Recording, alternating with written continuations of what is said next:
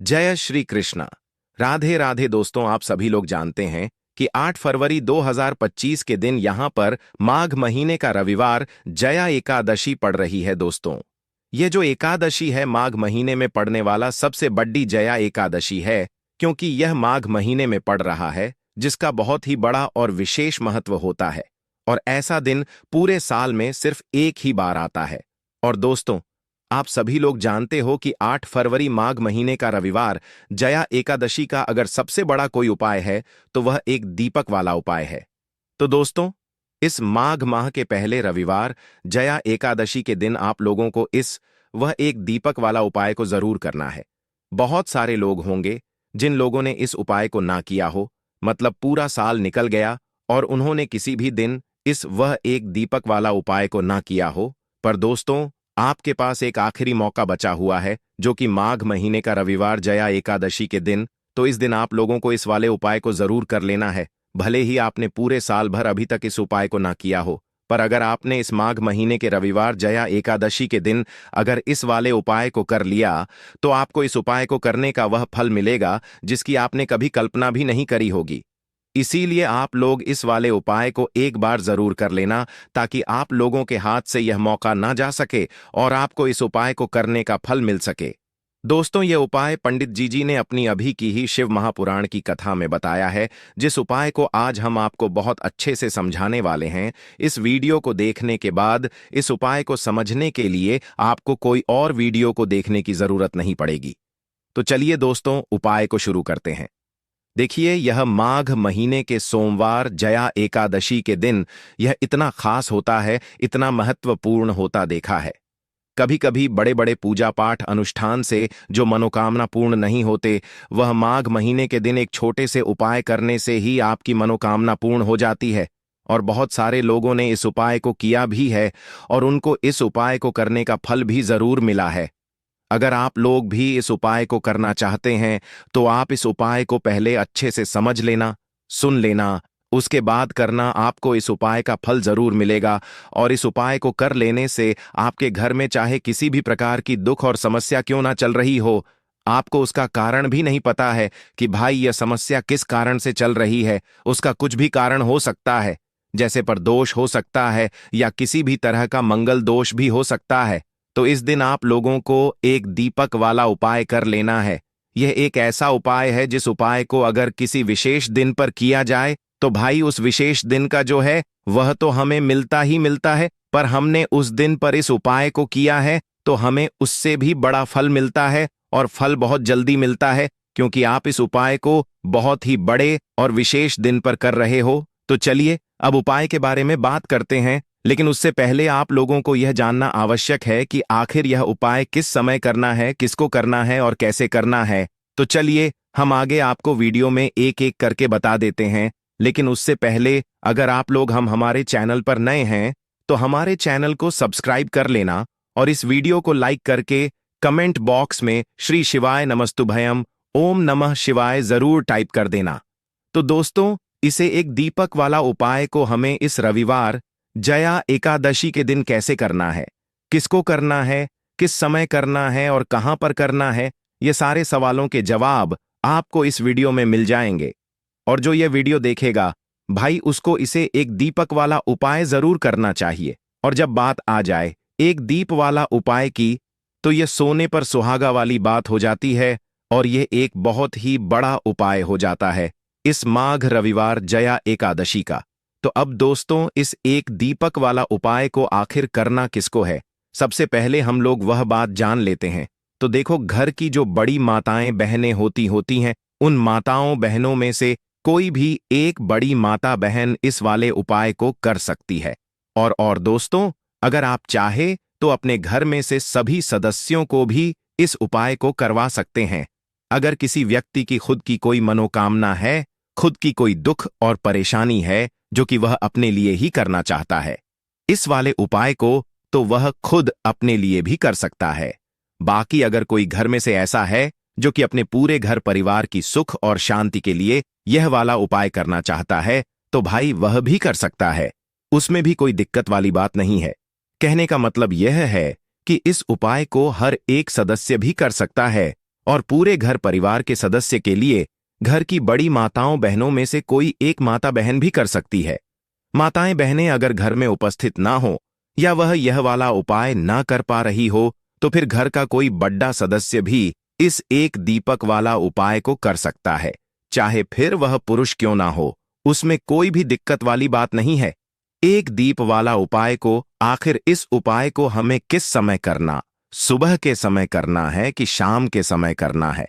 तो देखो, इस वाले उपाय को आप लोग सुबह के समय भी कर सकते हो और शाम के समय प्रदोष काल में भी कर सकते हो। अब अगर आप पूछो कि भाई सबसे उत्तम समय कौन सा रहेगा इस एक दीपक वाला उपाय को करने का, तो हम आपसे बस यही कहेंगे कि इस उपाय को आप सुबह के समय करेंगे तो ज्यादा बेहतर होगा। बाकी अगर प्रदोष का काल शाम के समय भी करेंगे तो भी अच्छा होगा, उसमें कोई भी दिक्कत वाली बात नहीं है। तो अब दोस्तों, जो अगली सबसे बड़ी और महत्वपूर्ण बात आती है वह यह आती है कि सुबह अगर हम उपाय को करेंगे तो आज हमें कितने बजे से लेकर कितने बजे तक के बीच में करना है, और शाम के समय प्रदोष काल में करेंगे तो हमें कितने बजे से लेकर कितने बजे के बीच में करना है। तो देखो, सुबह जितनी जल्दी हो सके आप उपाय को करने की कोशिश करना। बाकी अगर किसी कारणवश लेट भी हो जाओ, थोड़ी देर भी हो जाए, तो 8 या 12 बजे तक भी आप उपाय कर लेना, पर 12 बजे से ज्यादा देरी ना हो, ठीक है? इस बात का ध्यान रखना। उसके बाद में दोस्तों, अगर शाम के समय प्रदोष काल की बात करें, प्रदोष काल का जो समय होता है वह शाम के 6 बजे से शुरू हो जाता है। मतलब शाम के 6 बजे से लेकर 7 बजे के बीच का जो समय होता है, यह समय प्रदोष काल का समय होता है। पर अभी जो मौसम चल रहा है, इस मौसम में जो है शाम बहुत देरी से होती है, तो आप इस उपाय को 7 बजे या 98 बजे के बीच में भी कर सकते हो। मतलब शाम के 6 बजे से रात 8 बजे के बीच में आप कभी भी इस वाले उपाय को कर सकते हो, उसमें कोई भी दिक्कत वाली बात नहीं है। देखिए, व्यक्ति के जीवन में अगर उसे जल्दी से जल्दी अधिक से अधिक धन चाहिए तो उसको हमेशा श्री हरि विष्णु की उपासना करनी चाहिए, श्री हरि विष्णु से जुड़े हुए उपाय करने चाहिए, क्योंकि माँ लक्ष्मी स्वयं कहती हैं कि मैं श्री हरि विष्णु के बिना कहीं नहीं जाती।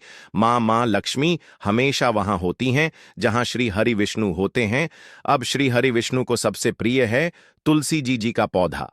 अब तुलसी जी के पौधे से जुड़ा हुआ ही उपाय आज की वीडियो में आपके लिए बताने वाले हैं, और यह उपाय इतना चमत्कारी है कि जिन लोगों ने इस उपाय को पूरी सच्ची श्रद्धा से किया है, उन्होंने इसका चमत्कार अपने जीवन में रातों रात देखा है। धन के रास्ते जीवन में ऐसे खुल जाते हैं कि आपको खुद भी इस बात पर विश्वास नहीं होता है कि कैसे आपके पास हर तरफ से, हर जगह से पैसा आना शुरू हो गया है। मतलब जो आज आप अपने जीवन में बहुत ज्यादा सोचते हैं कि कैसे यह निर्धनता दूर होगी, कैसे यह पैसे की कमी दूर होगी, कैसे आप धनवान बनेंगे, कैसे आपके पास पैसा आएगा, तो ऐसा समझ लीजिए कि आज की यह वीडियो का जो उपाय है, इसे सच्ची श्रद्धा से करने से रातों रात आपका भाग्य भी चमके, आपकी सोई हुई किस्मत भी जागेगी। तो चलिए बात कर लेते हैं कि 3 फरवरी माघ महीने का रविवार रम्मा एकादशी के दिन यह उपाय आपको किस समय करना है, कैसे करना है और कौन सा उपाय है, क्या क्या चीजें आपको लेनी है। तो देखिए, अगर आपके घर में तुलसी जी का पौधा है तब भी यह उपाय आप कर सकते हैं। तुलसी जी का पौधा नहीं भी है ना, तब भी यह उपाय आप कर सकते हैं। तो देखिए, आपको सबसे पहले यहां पर लेना है एक मौली धागा, जिसे हम कला बागान है। अच्छा, मौली धागे में 2 कलर आते हैं। एक तो आता है लाल रंग का मौली धागा और एक आता है लाल और पीले रंग का मौली धागा, ठीक है ना। और एक पीला भी होता है जिसका रंग केवल पीला होता है। आप कोई सा भी मौली धागा यहां पर ले सकते हैं। अब यहां पर आपको थोड़ी सी पिसी हुई हल्दी लेनी है, जो कि श्री हरि विष्णु से ही जुड़ी हुई है। थोड़ा सा पानी जल डालेंगे उसके अंदर और उस हल्दी को थोड़ा गाढ़ा गाढ़ा घोल लेंगे, उसका पेस्ट बना लेंगे। अब मौली धागा आपने लेना है थोड़ा सा, ठीक है ना। और उस हल्दी के अंदर आपको अच्छे से उसे डुबा देना है। मतलब हल्दी का लेप उस मौली धागे के ऊपर आपको लगा देना है। अब इस हल्दी के जो धागा है, जो मौली धागा है, इसके अंदर आपको 3 गांठें लगानी है। कितनी गांठ लगानी है? 3। अच्छा, तीनों गांठों पर आपको बोलना है ओम नमो भगवते वासुदेवाय नमः, ओम नमो भगवते वासुदेवाय नमः मंत्र बोलना है, और इस कलाप में 3 गांठ आपको लगानी है। अब ये कलाप का जो जिसमें आपने 3 गांठ लगाई, आपको तुलसी जी के पौधे में रविवार जया एकादशी के दिन बांधना है। श्री हरि विष्णु से कहते हुए, माँ तुलसी से कहते हुए कि मेरे जीवन से निर्धनता, पैसे की कमी, गरीबी, धन से जुड़ी जितनी भी समस्याएं हैं उन्हें आप दूर कर देना। विशेषकर माँ तुलसी से आपको प्रार्थना जरूर करनी है, क्योंकि माँ तुलसी की कोई भी बात श्री हरि विष्णु कभी नहीं टालते हैं। तो देखिए, इस उपाय को अश्विन महीने का रविवार जयादशी के दिन आपको किस समय करना है। सुबह भी कर सकते हैं, शाम को भी कर सकते हैं, बस सूर्य अस्त होने के बाद यह उपाय आपको नहीं करना है। मतलब जब सूरज छिप जाता है उसके बाद यह उपाय आपको नहीं करना है। उससे पहले पहले आप किसी भी समय इस उपाय को कर सकते हैं। साथ ही साथ शाम के समय में अगर यह उपाय आप सुबह को कर रहे हैं तो शाम के टाइम पर आपको तुलसी जी के पौधे के पास एक देसी घी का दीपक जरूर प्रज्वलित करना है। अच्छा, दीपक तो बहुत सारे लोग तुलसी जी के पौधे के पास लगाते हैं, लेकिन गलती कहां पर कर देते हैं। देखिए, सीधे सीधे आपको ना दीपक जमीन पर नहीं रखना है, या तो आप छोटी सी प्लेट ले लें, उसके अंदर आप दीपक रखें, और या फिर आप क्या करें, थोड़े से अक्षत चावल के जो दाने होते हैं जो टूटे हुए नहीं होते हैं वह आप पहले रख दें, और उसके ऊपर ही आप दीपक रखें। फूल की पंखुड़ियां भी ले सकते हैं, उसके ऊपर भी आप रख सकते हैं। रखते समय भी आपको मान तो तुलसी से प्रार्थना करनी है, उनसे कहना है कि मेरे घर में हमेशा धन धान्य भरा रहे, हमेशा धन की वृद्धि होती रहे, और फिजूल खर्ची से मैं हमेशा बचा रहूं, कभी भी मेरे घर में धन की बर्बादी ना हो। तो देखिए, यह उपाय जब आप रविवार जया एकादशी के दिन करते हैं तो ऐसा समझ लीजिए कि मां लक्ष्मी और श्री हरि विष्णु जो है वह आपके घर में आकर वास करते हैं। अष्टलक्ष्मी का आपके घर घर में वास होता है। कभी भी धन को लेकर आपको अपने ने पूरे जीवन काल में परेशान नहीं होना पड़ता है क्योंकि हल्दी जो होती है यह आपके गुरु ग्रह को भी मजबूत कर देती है, श्री हरि विष्णु को प्रसन्न कर देती है। और यहां पर आपने तुलसी मैया से जुड़ा हुआ उपाय करा है तो श्री हरि विष्णु तुरंत आपकी मनोकामना को पूरा करते हैं। जब मान तुलसी आपकी विष, आपकी इच्छा, आपकी मनोकामना श्री हरि विष्णु से कह देती हैं तो यह उपाय इतना चमत्कारी है कि रातों रात इसका चमत्कार, इसका असर, इसका जो प्रभाव है वह अपने जीवन में आपको देखने को मिलेगा। बस पूरी सच्ची श्रद्धा से आपको यह उपाय करना है। तो यह पहला उपाय है, तुलसी मैया से जुड़ा हुआ उपाय है। अब बात कर लेते हैं दूसरे उपाय की। दूसरा उपाय जो अब आपको बताने जा रहे हैं यह उपाय भी रविवार जया एकादशी का ही है, और इस उपाय को करने से आपका जो भाग्य है वह उदय होता है, चमकता है। आपका भाग्य, आपके भाग्य में अगर दुख का तकलीफें ख है ना, वह आपके जीवन से दूर दूर हो जाती है। क्योंकि देखिए, भाग्य में कुछ लिखा हो, उस जो भाग्य में लिखा है ना उसे भोगना ही पड़ता है। व्यक्ति को है ना, लेकिन भाग्य में लिखा हुआ भी आप बदल सकते हैं। जब आप भगवान की सच्ची श्रद्धा से, मतलब पूरी सच्ची श्रद्धा से उपासना करते हैं, उनकी पूजा अर्चना करते हैं, तो देखिए आपको करना क्या है। यहां पर आपको लेनी है एक छुटकी पीसी हुई हल्दी, और हल्दी आपको थोड़ा सा जल लकर, थोड़ा सा गंगा जल डालकर इसका गाढ़ा गाढ़ा सा पेस्ट बना लेना है। और हल्दी का तिलक सबसे पहले आपको श्री हरि विष्णु को लगाना है। सबसे पहले श्री हरि विष्णु के लगाएंगे, और फिर वही हल्दी का तिलक आपको अपनी कलाई पर, ठीक है ना, और अपने मस्तक पर लगाना है। इस उपाय को जब आप करते हैं तब आपको श्री हरि विष्णु से कहना है, मां लक्ष्मी से कहना है कि मेरे दुख, मेरे जीवन में जितने भी दुख हैं, कष्ट हैं जो मेरे भाग्य में लिख गए हैं, उन्हें आप दूर कर देना। आपकी कृपा होगी तो जीवन का बड़े से बड़ा दुख और कष्ट भी दूर हो जाएगा। तो देखिए, जब इस उपाय को आप करते हैं ना, तो हल्दी जो होती है यह एक जगह से, मतलब एक दिशा से सुख और स्वभाव भाग्य को नहीं खींचती है। 4 दिशाओं से आपके जीवन में सुख, धन, वैभव, समृद्धि इनको बढ़ाने का काम करती है। इसीलिए कोई भी जब हम शुभ काम करते हैं, कोई भी अच्छा, जैसे शादी विवाह हो गया, तो उसमें हम हल्दी जरूर लेते हैं, क्योंकि हल्दी जो होती है यह सकारात्मक ऊर्जा को भी बढ़ाती है, सुख सौभाग्य को भी बढ़ाती है, आपके धन को भी बढ़ाती है, और आपके गुरु ग्रह को मजबूत करती है। अच्छा, हमारा जो गुरु ग्रह होता है ना, हमारी कुंडली में यह सबसे ज्यादा महत्वपूर्ण होता है क्योंकि धन को बढ़ाने का और अधिक से अधिक धनवान बनाने का जो काम करता है वह गुरु ग्रह ही करता है। तो बहुत ही उत्तम यह उपाय है। इस उपाय को जब आप करते हैं, तिलक हल्दी का लगाते हैं, तो आपके भाग्य के जो दुख हैं वह सुख में बदल जाते हैं। बस पूरी सच्ची श्रद्धा से आपको यह रविवार जया एकादशी के दिन उपाय करना है। साथ ही साथ बात कर लेते हैं अपने अपने तीसरे उपाय की, जो कि स्थिर लक्ष्मी के वास के लिए है।